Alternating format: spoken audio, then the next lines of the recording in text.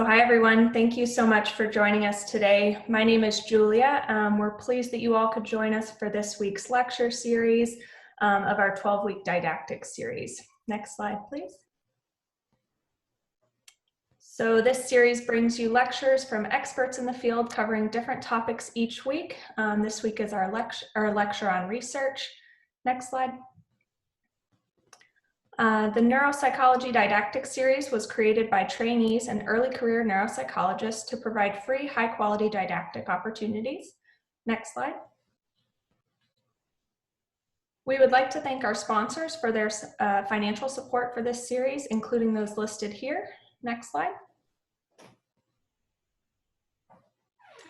Before we get started, here are the disclaimers for the series. This training is not meant to replace formal education in neuropsychology, and the views of the speaker are their own.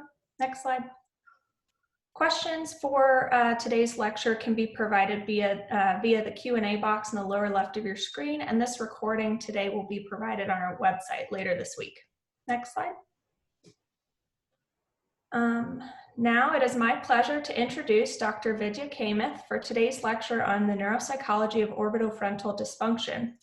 Dr. Kamath is a board-certified neuropsychologist and assistant professor in the Johns Hopkins Department of Psychiatry and Behavioral Sciences. She received her doctoral degree in clinical psychology from the University of Central Florida and completed a neuropsychology internship at Dartmouth Hitchcock Medical Center. She completed a clinical neuropsychology postdoctoral fellowship at the University of Pennsylvania. Dr. Kamath is a core faculty member in the Johns Hopkins Division of Medical Psychology and is the lead neuropsychologist for the Johns Hopkins Frontotemporal Dementia and Young Onset Dementias Clinic. Her primary research interests are in the study of olfaction and orbitofrontal functioning in neuropsychiatric and neurodegenerative conditions. Her clinical and research populations of interest include schizophrenia, frontotemporal dementia, Parkinson's disease, and Alzheimer's disease. Dr. Kamath is a Johns Hopkins KL2 clinical research scholar and a primary investigator on R01 grants funded by the National Institute of Neurological Disorders and Stroke and the National Institute of Aging. She has also received funding from the NIDDK and APA Division 40. So without further ado, I will send it over to Dr. Kamath. Hi, everyone. It's a pleasure to be here with you today. Thank you so much for that introduction, and to the No Neuropsychology Committee for inviting me to talk to you about the neuropsychology of orbitofrontal dysfunction. And so this is a topic of supreme interest to clinical neuropsychologists. We know from anecdotal accounts and case studies going back decades that individuals experience significant social, emotional, and personality changes following orbitofrontal injury.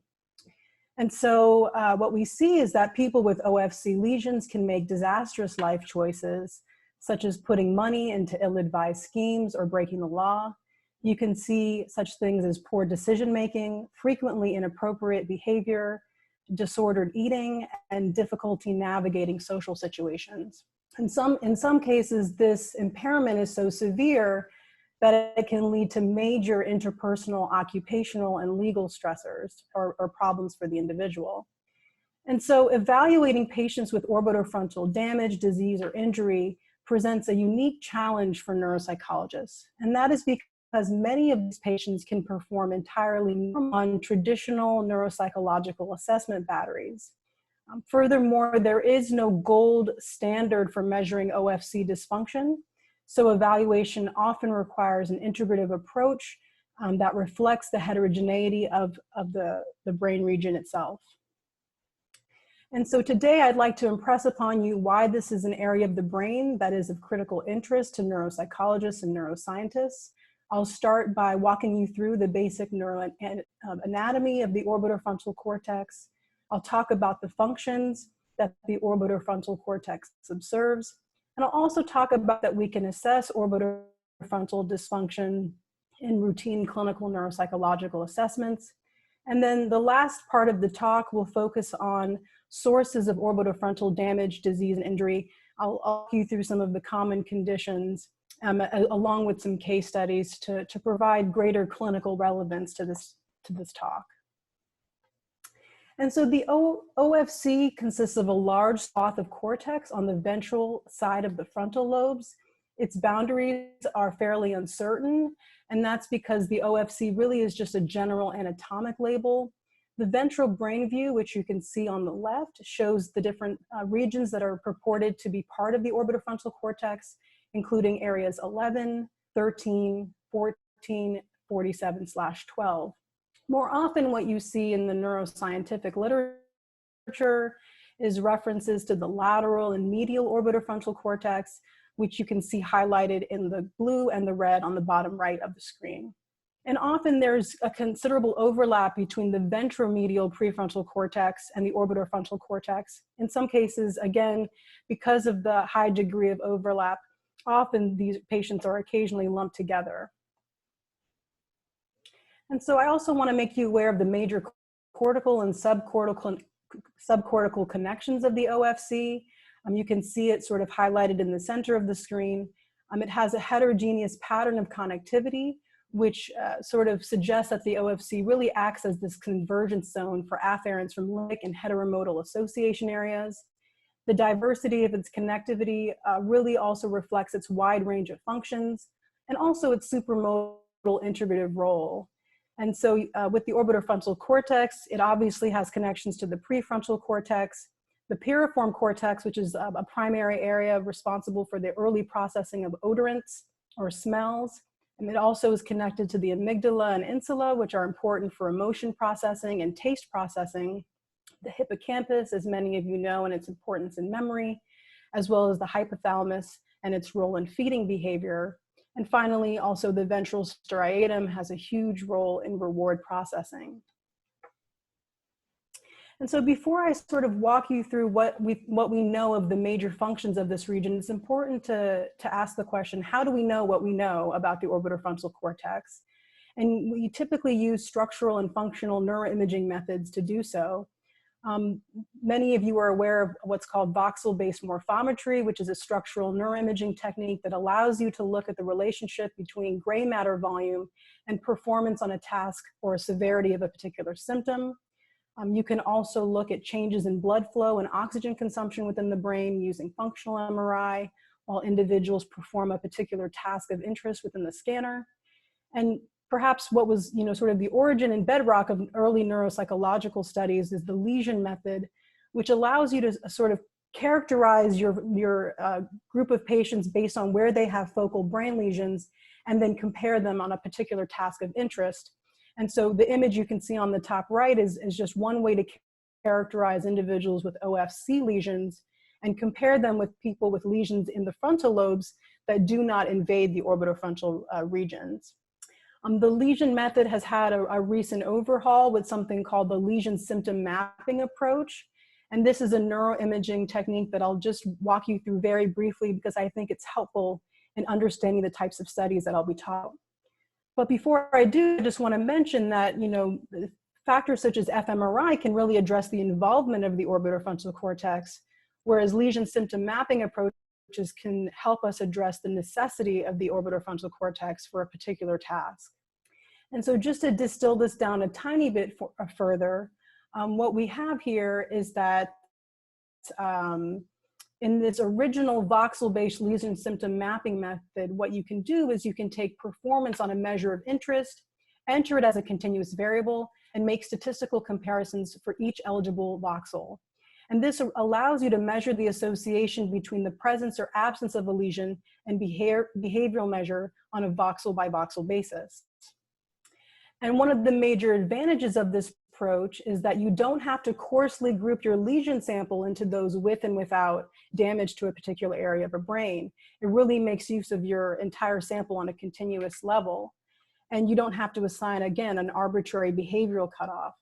And so this approach has been improved in recent years in terms of what's called support vector regression lesion symptom mapping. Again, that's beyond the scope of this task, but I wanted you to be aware as you read through lesion studies, what are some of the approaches used to understand the orbitofrontal cortex and other regions of interest. And so what can this type of method tell us? Oftentimes what it tells us is that the damaged region, in this case the orbitofrontal cortex, might normally perform the impaired function. We might also interpret it to say that the damaged region interacts with other regions in subserving the impaired function. And finally, it's possible that the damaged region tends to be injured when the region responsible for the behavior is injured as well. And these are just some of the ways that we can interpret lesion symptom mapping data.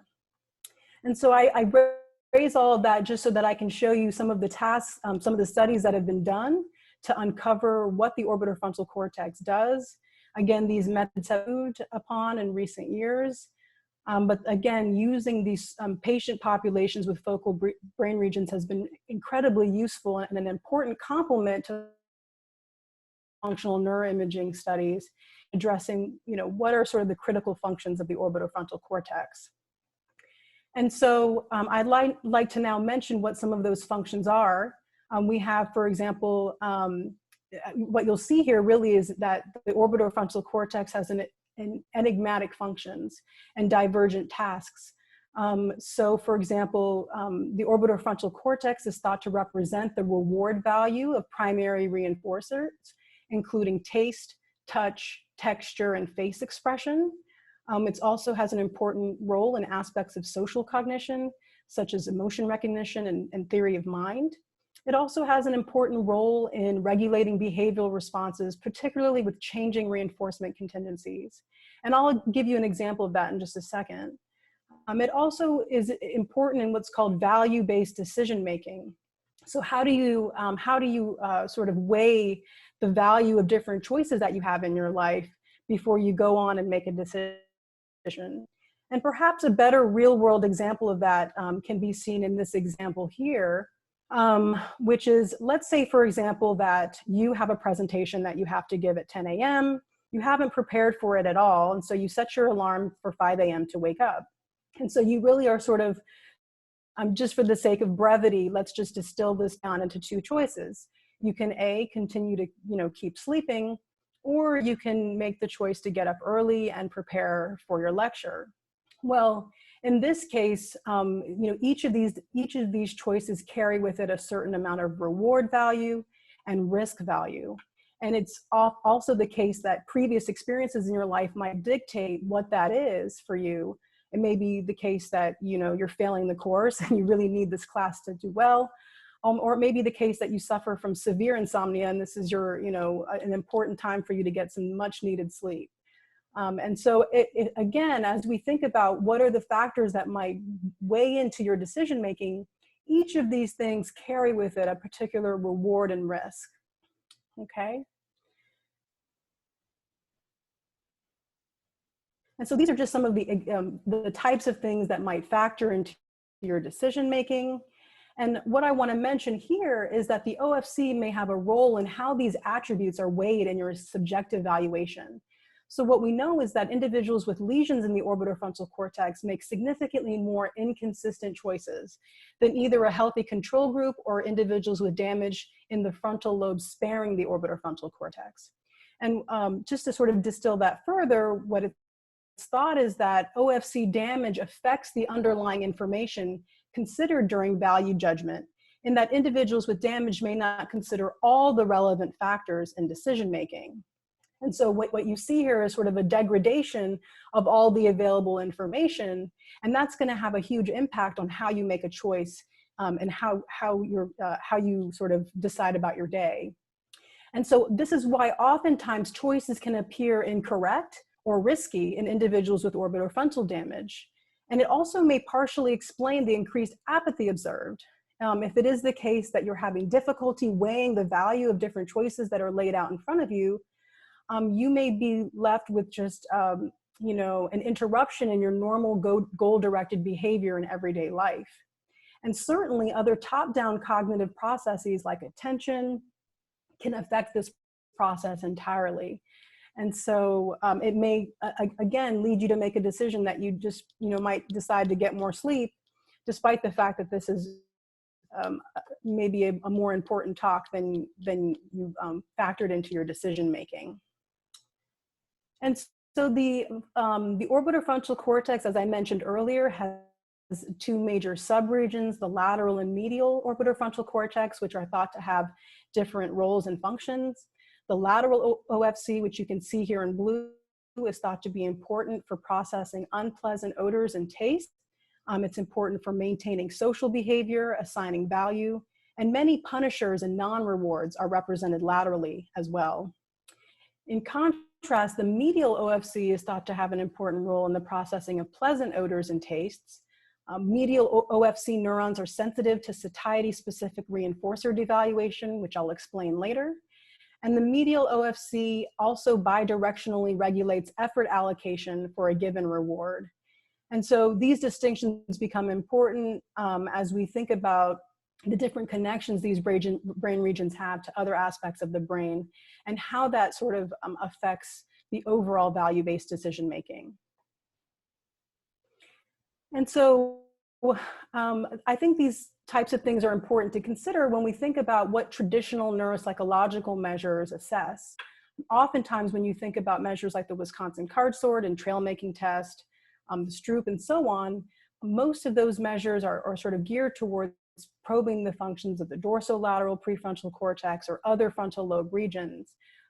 Whereas the orbitofrontal cortex is thought to have an important role in valuation and reward learning, affective and social decision-making, personality, self-monitoring, and insight. And so as we think about the fact that we might be evaluating patients for whom orbitofrontal functions might be damaged, diseased, or impaired in some way, we can start to think about some of these measures that we may want to incorporate in our neuropsychological batteries to capture potential areas of dysfunction in these patient populations. And so I'm not going to be able to go over each of these tasks for the purpose of this talk. I'll just choose a few just to give you a sense of what these tasks measure and what's available. And so with olfaction, some of you may remember from my introduction that I have a huge interest in the olfactory system. There's a wealth of knowledge on how early changes in the sense of smell can serve as an early warning sign, not only for risk of transition to psychosis in individuals with schizophrenia, but also in transition from individuals with mild cognitive impairment to Alzheimer's disease. Anosmia is also an early warning sign of Parkinson's disease. And one of the reasons why that might be is because changes in the sense of smell can reflect changes in orbitofrontal and other limbic regions of the brain. In fact, some individuals have posited that olfactory testing may be among the most sensitive measures of orbitofrontal dysfunction.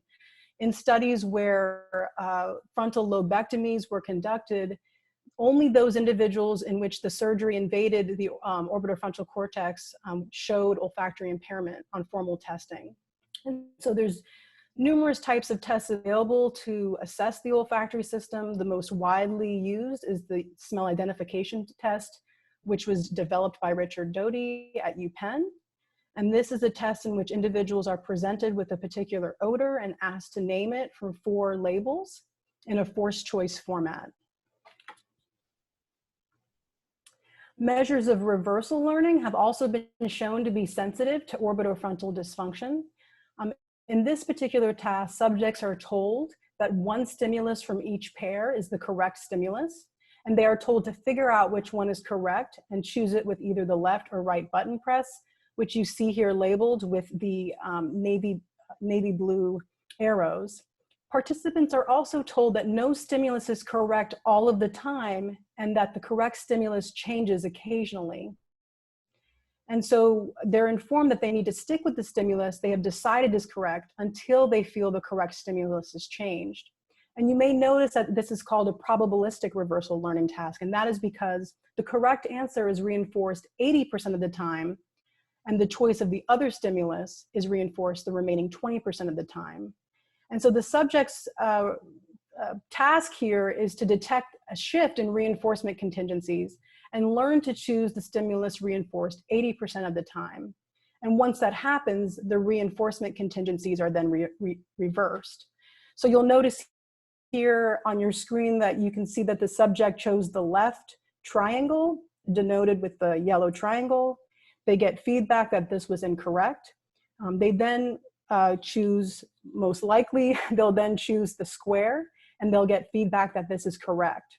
And essentially, just to kind of give you a sense of the paradigm in more detail, you'll notice that, at that point, the subject is, in healthy individuals, they'll tend to continue to sort of choose that square. And you'll see what happens is they can make what's called a probabilistic error, in which they choose the correct response. But again, this square is only reinforced 80% of the time. So they have to sort of stick with that. Well, what we see in individuals with damage or lesions in the orbitofrontal cortex is they have difficulty with reversal learning. When these reinforcement contingencies are changed, they struggle to adapt to those changing reinforcement contingencies.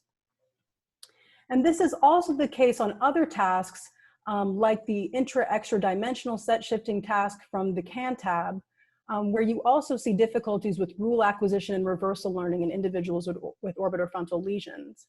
And so this is a somewhat complicated task to try to explain in a very short period of time, but I'm going to try to do that.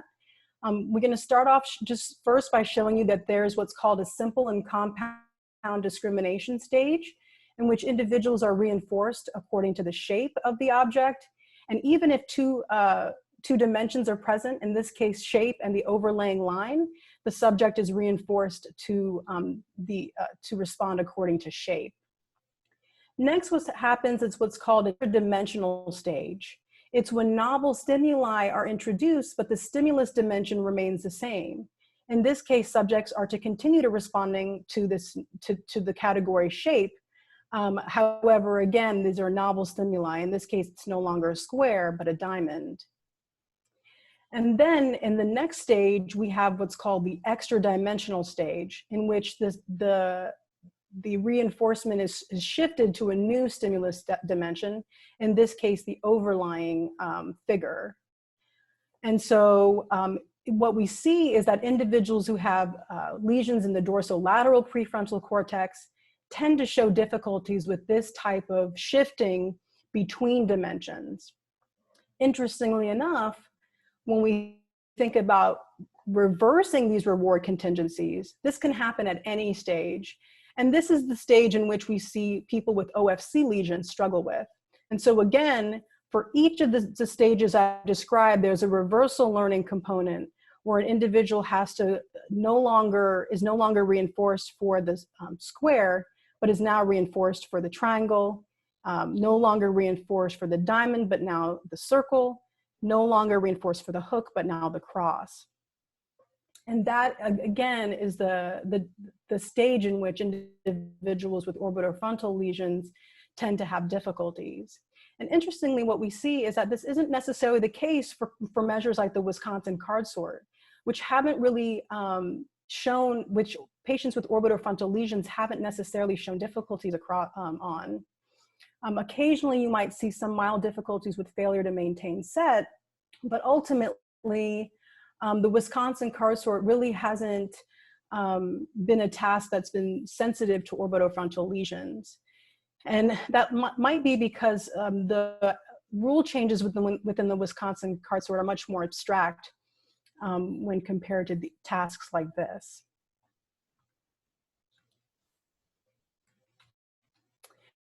And so many of you are familiar with what's called the Iowa gambling test. I'm discussing it here because it's probably one of the most well-studied measures within this domain.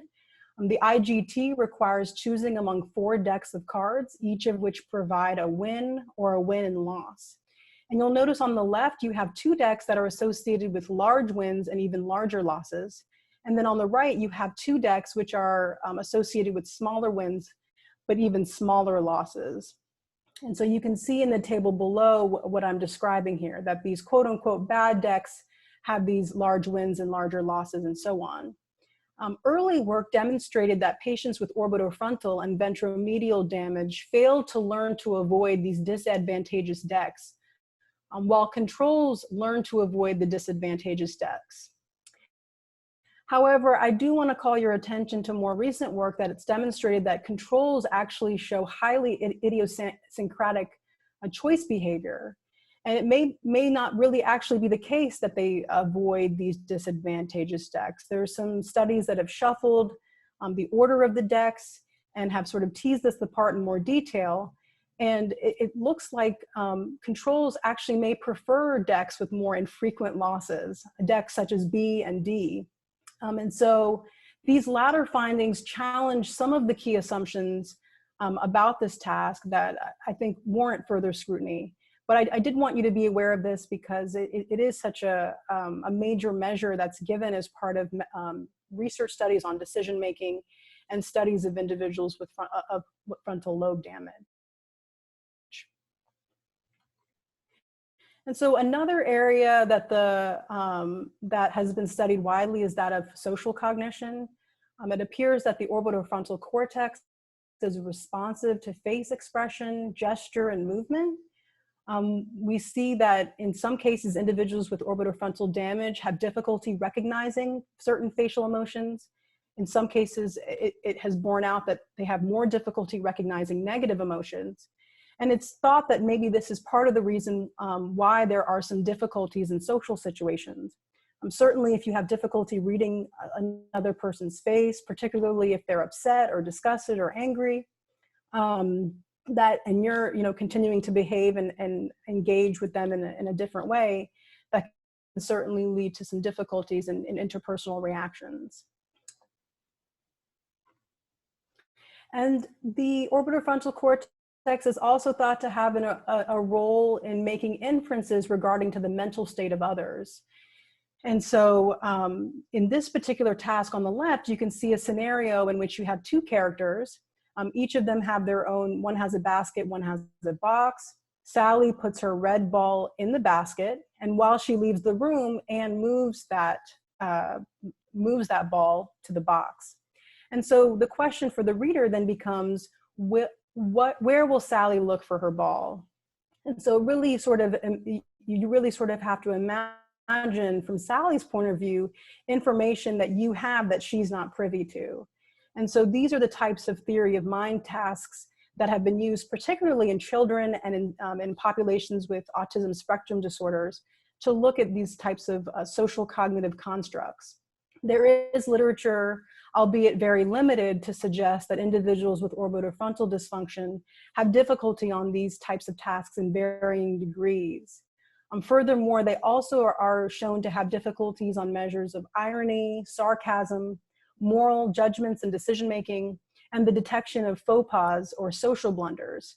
And so those are areas that have been studied in not as much as the other ones that I described, but they're sort of important for you to be aware of as you navigate this literature. And finally, and also as important as those I described, nothing replaces a thorough clinical interview when you're seeing a patient where you suspect orbitofrontal or any type of cognitive or major neuropsychiatric issue. It's critical for you as the clinician to ask about changes in personality, to characterize different neuropsychiatric and executive difficulties the patient may be experiencing in the domains of insight, sexual behavior, aggression, impulsivity, emotional functioning, and so on. And so there's a variety of measures available that have been developed to tap into these constructs and to examine them in a psychometrically valid way. And so before I talk a little bit about the types of cases that are thought to be involved with orbitofrontal damage and so on, I just want to sort of leave with this note that as you conduct clinical evaluations where you would like to assess orbitofrontal involvement, it's helpful to think about the varied and complex nature of this brain region and try to, again, sample as much as possible when assessing these patients. And so the last part of this talk will focus on common sources of orbitofrontal dysfunction.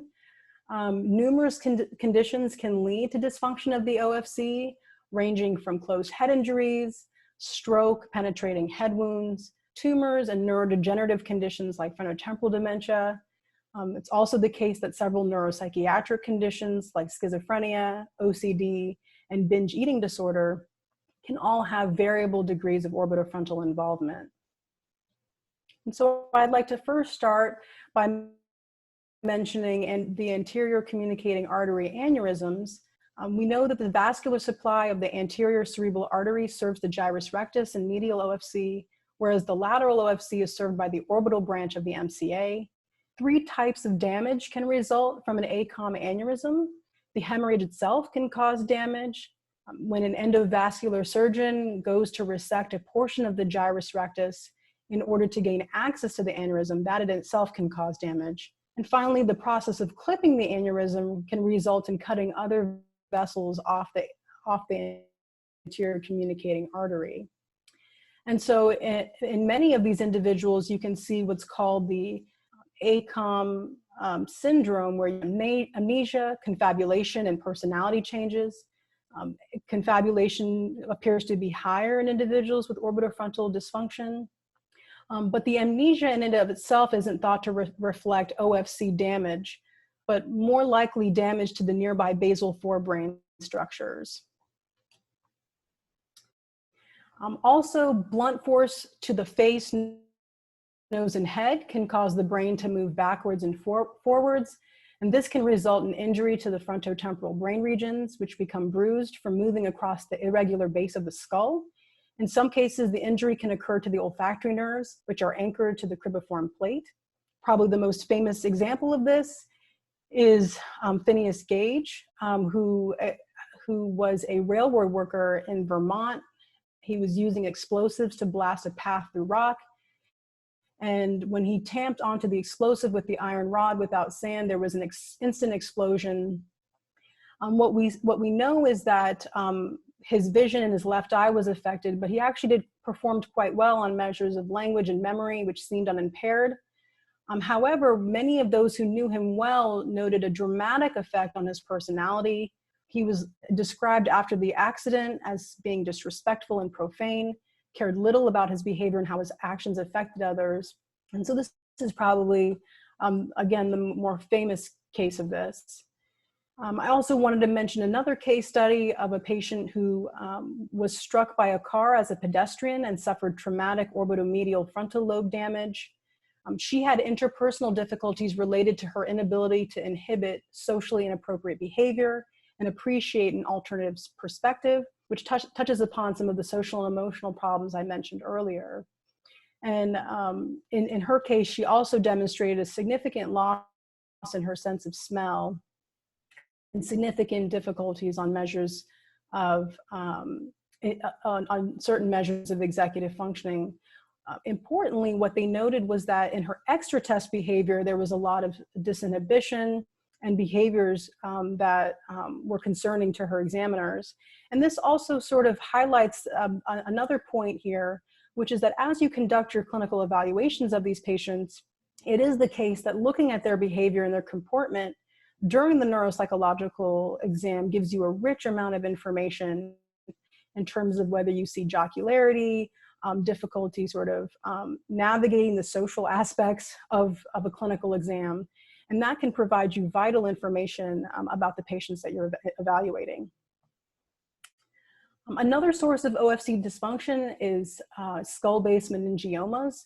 The olfactory groove meningioma accounts for about 8 to 13% of all intracranial meningiomas. These meningiomas are often asymptomatic because of their location, but when they become large, they have a tendency of pushing optic nerves downward. And this tumor progression can see Foster-Kennedy syndrome, in which you see optic atrophy in the ipsilateral eye, disc edema in the contralateral eye. You can also see anosmia or loss of smell ipsilaterally. And so this syndrome is due to the optic nerve compression and olfactory nerve compression, along with increased intracranial pressure. In some cases, these individuals can show emotional lability and other frontal lobe signs. And so here's a case of a 58-year-old man who was a government worker without history of mental illness or obvious predisposing cause. Upon neuropsychiatric evaluation, he or his family reported a 2-month history of apathy, lack of energy, lack of movement, and so on. On the Hamilton Depression Rating Scale, he reported severe symptoms of depression, whereas his mini-mental status was a 28 out of 30. And he was preliminarily diagnosed with major depression. And so they did follow-up workup, and what they found was prominent displacement and edema of bifrontal lobes. And he was ultimately diagnosed with an olfactory groove meningioma. And so this case can also highlight sort of the importance of that, thorough exam, because orbitofrontal damage, disease, injury can look a lot like a neuropsychiatric condition like major depression. And so it's with that MRI data that we can see that his diagnosis was ultimately this olfactory groove meningioma. The behavioral variant of frontotemporal dementia is another neurodegenerative condition that is often characterized by classic bilateral atrophy in mesial and orbitofrontal regions, which you'll see highlighted in yellow. And this atrophy can extend to the temporal pole and hippocampal formation as the disease progresses. And so often what we see, for those of you who have evaluated frontotemporal dementia patients, you can see impairment involving stimulus, reward, reversal learning, the ability to judge the appropriateness of their behavior in social contexts. You can just see a wide range of changes in personality and behavior that can reflect changes in atrophy in the orbitofrontal regions. And so here's an example of a 65-year-old man who underwent psychiatric and neurologic assessment. He had a 3-year history of personality changes, disinhibition, frivolous spending, and angry outbursts, along with risk-taking behavior. I want to highlight something important here, which has shown some specificity to the behavioral variant of frontotemporal dementia when comparing it to other neurodegenerative conditions, such as Alzheimer's disease, which is that you can really see an alteration in feeding behavior that likely reflects changes in the hypothalamus as well as the orbitofrontal cortex. And so in this case, this individual developed a sweet tooth. He was eating sweets to excess, foraging for foods, and overeating to the point of vomiting with significant weight gain. And again, brain imaging sort of revealed this marked frontal atrophy, and particularly in orbitofrontal regions. And cases like this can highlight why it's important to be thorough in sort of capturing the clinical history of these individuals, but also the importance of including neuropsychological measures that probe the functions of this brain region. And so I'd also like to talk about a few of the neuropsychiatric conditions that are thought to have, where the orbitofrontal cortex is thought to have a role. In schizophrenia, for example, we see an association between changes in the orbitofrontal cortex and the severity of the negative symptoms of schizophrenia, including anhedonia, flat affect, and alogia. On formal measures of smell identification, our research lab and many others have shown that schizophrenia patients show impairments on measures of odor identification accuracy. They also show difficulties with reversal learning. And so similar to what we see in individuals with focal brain lesions, oftentimes these patients may not anticipate the negative consequences of their choices or express regret over them. On the other side of this story, we see that in individuals with OFC damage, you may see more general distrust of others or beliefs that one is being personally targeted by others. And so you can see again how the orbitofrontal cortex is into the study of schizophrenia and related conditions.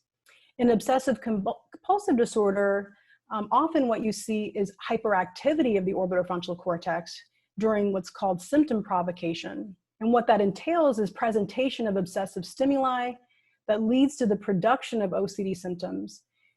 In some studies, what they've found is that those individuals with OCD displayed elevated glucose metabolism in the OFC, but that metabolism decreased once the individual experienced symptom improvement associated with treatment.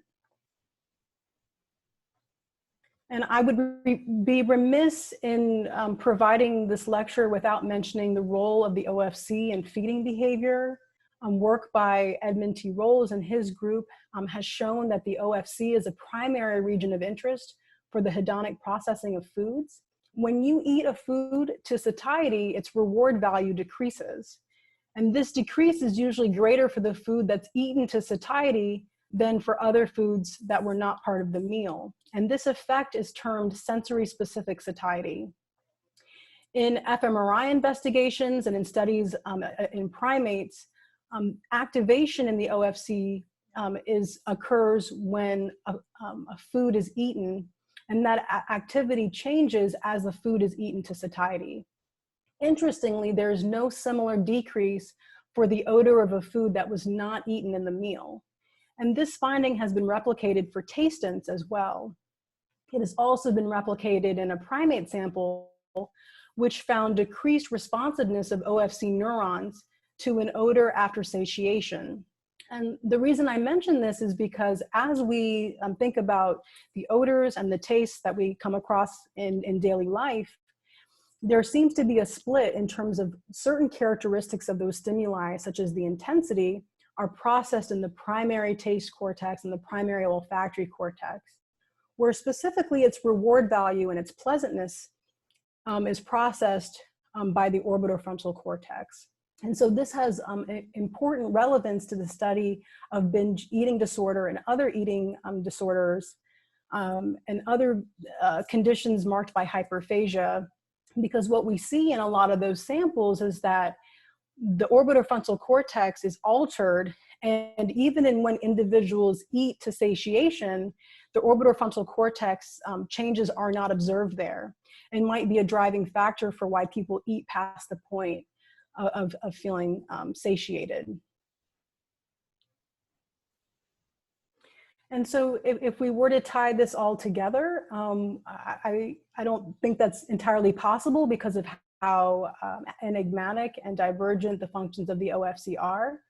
But at least we can say that its primary role appears to lie in its production of representations of expected reward value based on stimulus reward learning processes. It appears to code changes in reinforcement contingencies in order to generate appropriate goals for actions. And when we think about how these other factors tie in, smells and tastes are signal potential rewards or aversive experiences. Reversal learning involves judging changing contingencies and then registering deviations from expectation. And social cognition, we have social stimuli that is a key class of reinforcers. But again, there's so much we don't know about this brain region. And so I would like to provide the important caveat that there is so much yet to be known about this brain region, largely because of the fact that the sample sizes that are used to understand it are quite limited and are predominantly composed of white men. We also see significant differences in terms of time since the injury. We know, for example, that recovery, can significantly alter someone's performance on a task. And if those types of factors are highly variable in a sample, it can obscure some of the findings and sort of our understanding of what the OFC does. And so there really is a need for more well-characterized and diverse populations and imaging data for us to sort of continue on this trajectory of understanding what this important brain region does. And so I'd like to sort of end here also by mentioning that I've included a slide for further reading. Since this talk will be available online later, these resources will be here and available to those who are interested in learning more. And with that, I'd be happy to answer any questions. Thank you so much, Dr. Kamath. We got a few questions kind of separately for clinical factors and then some testing specific questions, but I would like to start with one specific question about lesion symptom mapping. So one person asked, how is lesion symptom mapping different than quantifying lesions and then running statistics against the whole brain or regional lesion volumes? That's a good question. So let me just make sure I understand. So you want to know, so the lesion symptom mapping approach, at least the original approach, uses a voxel by voxel approach. It's more akin to what you see when you're doing voxel-based morphometry, in which essentially in each voxel of the brain, you're running a statistical comparison. So you're running multiple statistical comparisons across every voxel of the brain. But what it's doing is that for every voxel, if someone has injury in that voxel, they're placed in one group. And if someone doesn't have injury in that voxel, they're placed in the non-injured group, and a comparison is made. And then essentially what happens is you have a map that's created to help you sort of determine where the greatest level of group differences are observed for a particular task of interest. And so in my understanding of it, it's, I think, just a somewhat different approach in terms of how you're sort of grouping the data and sort of the strategies in terms of how you're using the data and your data set for continuous voxel by voxel analysis. Okay, perfect. Next questions, I think probably jumping to some testing specific questions. So this person asked, I wonder whether the Sally and Ann task is more implicated in medial prefrontal cortex and TPJ than OFC. Yes, that is a great question. So I will say that that is absolutely the case, that theory of mind tasks have not shown specificity to the orbitofrontal cortex. And because of the fact that social cognition is just as varied and dynamic in terms of what is sort of, what those tasks entail, that absolutely it is not the case that the orbitofrontal cortex is solely implicated in theory of mind. In fact, we know, for example, when we think about empathy, empathy is this really complicated and abstract concept that has, the ability to affectively share and feel another person's emotions, but you also have to be able to infer their emotional state. And so you can imagine the number of brain regions that are involved in that. And certainly it is the case that the orbitofrontal cortex is thought to be a region of the brain that influences that particular process. But absolutely, the amygdala and several other regions in the prefrontal cortex and so on are sort of all part of that dynamic network. All right, next question. So this question is specific to integrating smell identification tests into a clinical battery. Would you expect other things like perhaps severe allergies or a nasal obstruction to confound test results, or would we really only expect the neurologically based olfactory dysfunction to affect the results on that test? That's a great question. And actually, absolutely. When we do olfactory testing at Johns Hopkins, as part of our olfactory testing, much like when you would test vision or hearing, it's critical to do a basic sensory screen. And so you wouldn't want to say someone has visuospatial dysfunction if they're blind in one, blind in one eye. And similarly with olfactory testing, it's critical to not only characterize if they've had any type of nasal surgery, if they have allergies or a common cold on the day of testing. And there's other sort of, if they have craniofacial abnormalities, all of those things are asked of the patient before they would sort of proceed with formal smell testing. And certainly we know that some of those factors can alter olfactory abilities. And so, yes, you would definitely want to screen for some of the peripheral causes of olfactory dysfunction before proceeding with more formal olfactory testing in a neurologic sample. Awesome. Yeah, those are good things to consider. More clinically overall, what percentage of patients would you say present with olfactory dysfunction on initial testing, whether that's in your clinic or overall, if you have any prevalence data off the top of your head? And is this supportive of diagnosis with regard to specific neurodegenerative diseases? Great question. So it really is diagnosis specific.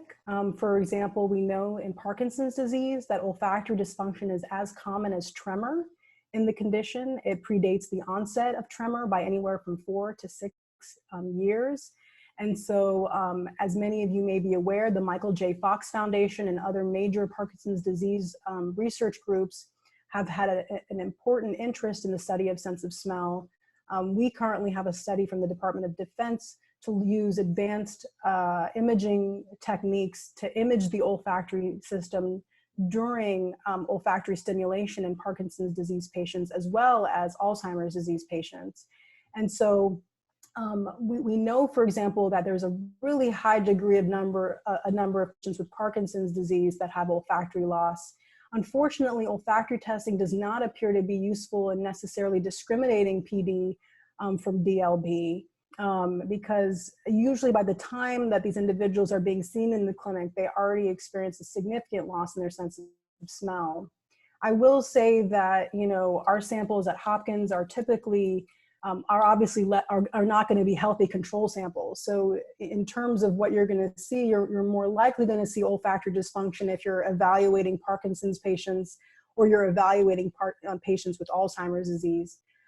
I do want to sort of mention one thing, which is that the primary pathology of Parkinson's disease, when we talk about synucleinopathies, one of the earliest sites for deposition is in the olfactory bulbs. And in Alzheimer's disease, we see a similar thing in that the pathology of Alzheimer's disease appears to be early in the entorhinal cortex. And the lateral entorhinal cortex in particular is a primary output of the olfactory system. And so these are just some of the reasons why we think that olfactory testing might be useful as an early sort of metric of disease prediction. And so I hope I've answered your question. Yes, definitely. That was a wonderful answer. Next question is related to feedback. I'm going to combine two questions together. So do you have any recommendations for feedback sessions in individuals with reduced insight, or any recommendations for patients and their families when orbitofrontal dysfunction is suspected? Although not my direct area of expertise in terms of insight in particular, I have had a chance to involve myself with some of the caregiver support groups for patients with frontotemporal dementia, where insight is a key issue. And, you know, getting the caregiver on board is really key. And you're often not to, you know, sort of convince someone that they have a particular diagnosis or a particular problem. And so sometimes the most important thing is sort of getting buy-in from caregivers and sort of helping to create an environment for the patient that's as safe as possible, but also the least restrictive. And so I can certainly point you to some resources. If you contact me, my email is on the bottom of the slide. And there are some articles that have talked specifically about an approach to recovery with orbitofrontal lesion patients. Many of these individuals can experience some recovery over time. And so while insight and certain factors might be impaired early on, directly after, you know, a stroke or a tumor or so on, you may notice some recovery of these functions over time. And so there are some rehabilitation strategies that have been proposed that might be particularly useful. All right.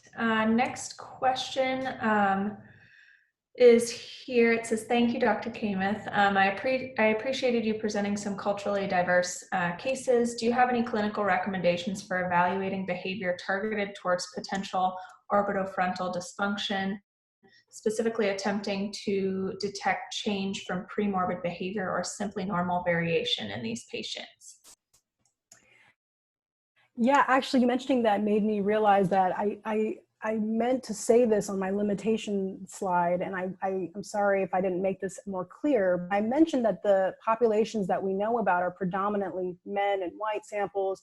It's because there's significant cultural differences in social behavior and emotional functioning. And so your question and your comment sort of made me sort of want to revisit that and emphasize that it's really critical to think about the patient's cultural context when you evaluate whether they have difficulties on a measure of theory of mind or on a measure of whether they can detect a social blunder. It may be the case that in that person's culture, that simply is not a social blunder. And so it really speaks to how important it is to be careful when you're integrating the patient's scores into your interpretation.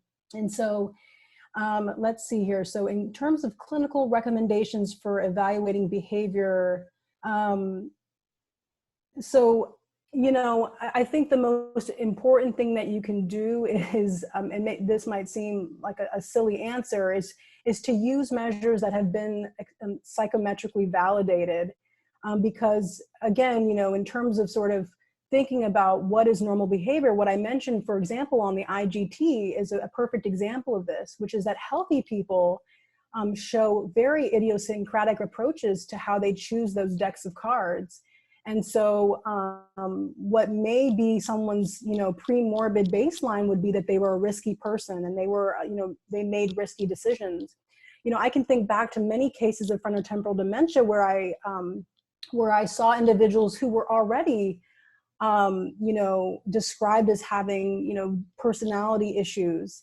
Frontotemporal dementia, it doesn't only happen to people who are, morally wonderful and great and perfectly pleasant and nice. It happens to, every single sort of subset of the population. And that really speaks to why the informant and caregiver interview is so critical. Because what you may think is a personality change or an odd behavior when you assess an individual might really be their premorbid, how they were all along. And so we've found in particular how critical it is to interview family members, to find out. We had, people who were, gambling away things and doing all kinds of things, 10, 15, 20 years ago. And so if you don't take that into consideration, you may sort of, diagnose someone with a condition that really doesn't truly capture what is going on. Definitely. We have time for one more question. So this question says, are there particular clinical phenotypic characteristics or features that help differentiate before conventional geriatric depression from acquired depression in the setting of OFC damage? That's a great question. Like, for example, you can see in that case of the one gentleman that I presented, certainly a thorough workup was critical in sort of showing that, he had, obviously orbitofrontal involvement from the tumor. I think, one of the things that we sort of, that signal to us in our mind that, we need to be wary of is sort of looking at their life story. And so oftentimes, particularly in a geriatric sample, if you have someone who has a very new onset presentation of depression or other such neuropsychiatric condition, that's why it's so critical to do a thorough workup in terms of, metabolic panels and, getting levels on all different kinds of metrics, as well as imaging and so on, because it is the case that oftentimes some of these nutritional deficiencies and other such conditions can mimic a neuropsychiatric condition. And so I think obviously that's one place that I would start, particularly with a geriatric sample, is looking at the time course, the onset and nature of what the person's reporting. And really, again, I mean, I hate to keep going back to the thorough clinical history, but finding out really from the family members, what the life story is there in terms of sort of the nature of the depressive symptoms. Oftentimes you can sort of differentiate between sort of the vegetative aspects of OFC dysfunction from some of the more classical depression symptoms that you see in someone who has geriatric depression. Right. Well, thank you so much, Dr. Kamath. This has been a wonderful presentation, and we really appreciate your time on our No Neuropsych Monday. Everyone can join us next week with our Neuropsychology Around the World lecture. And we thank you guys so much for joining us. Thank you again, Dr. Kamath. Thank you for having me. Bye.